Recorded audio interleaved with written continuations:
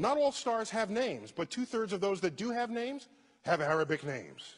There we go. Okay? There they go. And you might say, well, how did this come to pass? Where did that come from? What was going on? Because when you think of the Middle East now, and it's not where you're not saying, hey, these are folks naming stars. You go back 1,000 years, Islam, 800 to 1100.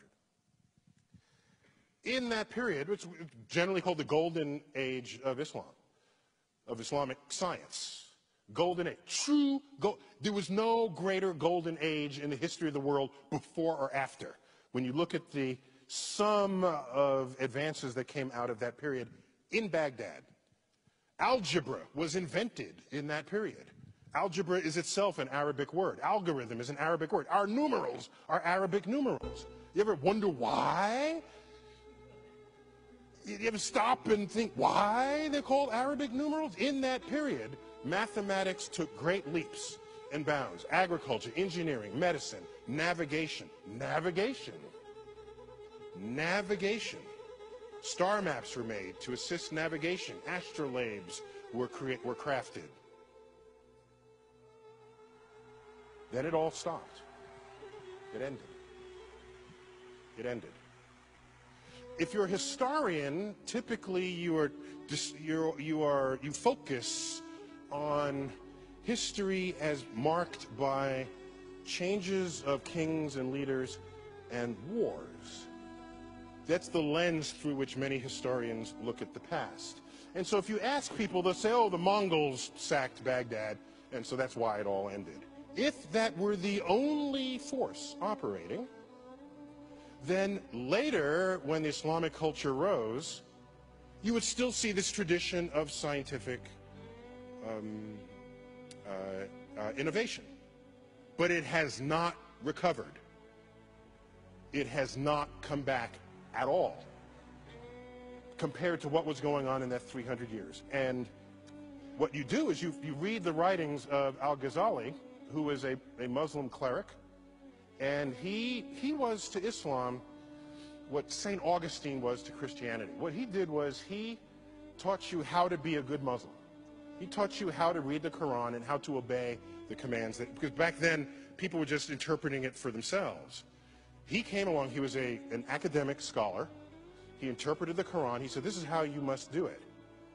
First had social influence, and then political and cultural influence, and basically his interpretation took over. And in that interpretation, it included the perspective that the manipulation of numbers is the work of the devil. This cuts the kneecaps out of any mathematical advances that would unfold. Math is the language of the universe.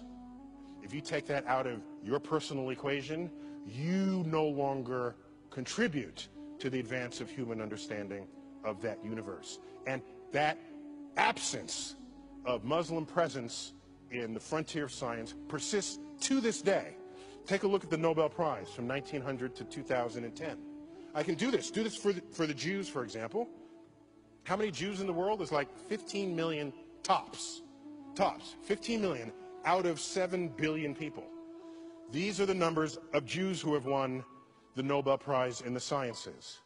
25% of the Nobel Prizes. We have a Jewish person in the audience. Congratulations. Okay, fine. Okay. This is rightly something to be extraordinarily proud of. The traditions of Jews in the 20th century is one of education and scholarship. In earlier centuries, it was one of very strict sort of study of the Torah. Did not involve the natural world. This was a later emergence of the Jewish culture to exhibit this. Let's look at the numbers for Islam. So these are Jews.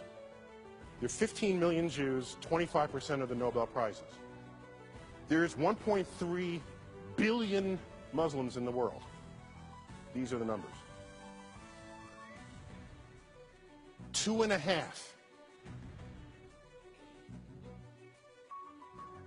Okay, I'll give you 3 if you really want to include economics as a full number there. Okay? If you got to give it a full number, okay, okay.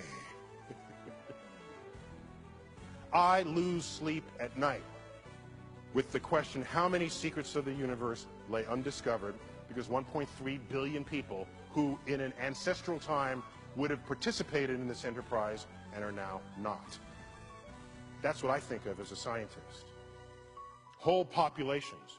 By the way, there are other populations that never contributed. I'm not going to them and blaming them. I'm talking about a population that already did contribute. It's in the cultural heritage already. All we're asking is to resurrect it. It has not happened.